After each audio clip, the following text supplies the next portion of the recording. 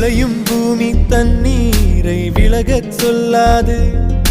அலைக்கடல் சென்று பாயாமல் நதிகள் ஓயாது. சிதைவுகள் இல்லை என்றாலே சிலைகள் இங்கேது.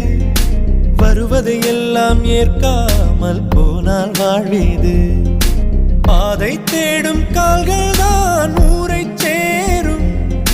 குழலை சேரும் தென்றல்தான் கீதம் ஆகும்.